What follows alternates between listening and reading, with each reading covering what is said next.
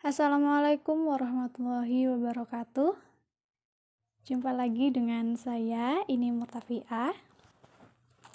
Kali ini saya akan membahas materi tentang persamaan diferensial linier orde 1 pada mata kuliah persamaan diferensial biasa yang diampu oleh Ibu Afifah Nuraini MPD. Nah, langsung saja kita ke materinya. Definisi 2.8.1. Jadi, persamaan diferensial orde 1 adalah persamaan diferensial yang dapat ditulis dalam bentuk dy per dx plus pxy sama dengan qx, di mana px ini adalah fungsi yang bergantung pada x saja, begitu juga dengan qx. Nah, himpunan semua fungsi y yang ketika kita substitusikan ke persamaan ini menjadikan pernyataan ini itu benar, kita bisa sebut sebagai solusi umum. Jadi, keluarga semua y yang mungkin itu kita sebut sebagai solusi umum dari persamaan diferensial. Nah, lantas bagaimana cara mencari si y atau semua y yang mungkin tersebut? Caranya, kita menggunakan faktor integrasi.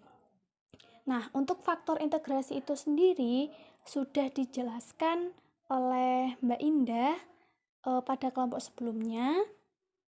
Jadi, saya di sini tidak akan menjelaskan lagi apa itu faktor integrasi. Nah, persamaan yang kita punya di sini yaitu dy per dx plus pxy sama dengan qx. Nah, kita akan kalikan persamaan ini dengan faktor integrasinya. Jadi, ini E pangkat integral px dx kita kalikan dengan suku yang pertama, kemudian suku yang kedua, dan ruas yang kanan. Nah, setelah itu, coba kita perhatikan di sini. Ketika kita perhatikan ini, kita bisa lihat ruas kiri ini merupakan turunan dari perkalian dua hal ketika kita mengaplikasikan aturan perkalian. Nah, karena salah satunya adalah dy per dx, ingat, ketika kita melakukan aturan perkalian, maka ada yang diturunkan dan ada yang tidak diturunkan. Nah, di sini yang kita ambil turunannya adalah fungsi E pangkat integral px dx dengan fungsi y pada d per dx. Jadi untuk ruas yang kiri ini kita bisa lihat sebagai turunan dari E pangkat integral px dx y. Nah, selanjutnya kita bisa integralkan kedua ruas terhadap x, atau dengan kata lain kita cari antiturunannya. Nah, sehingga kita akan dapatkan ini sama dengan integral ini. Jadi, dengan tadi kan turunan dari ini sama dengan ini. Jadi, kita bisa tulis sebagai ini sama dengan integral ini. Nah, untuk selanjutnya yaitu contoh. Di sini kita punya persamaan dy per dx plus 2 per x kali y sama dengan sin 3x per x kuadrat. Nah, jadi untuk faktor pengintegralannya di sini yaitu E pangkat integral 2 per x dx, di mana integral 2 per x dx ini hasilnya yaitu 2 ln nilai mutlak x. Nah, nilai 2 di sini kita bisa naikkan ke atas dan nilai mutlak x-nya yaitu x. Nah, untuk fungsi e dan fungsi ln-nya itu saling inverse. Jadi, hasil dari e pangkat integral 2 per x dx sama dengan x kuadrat.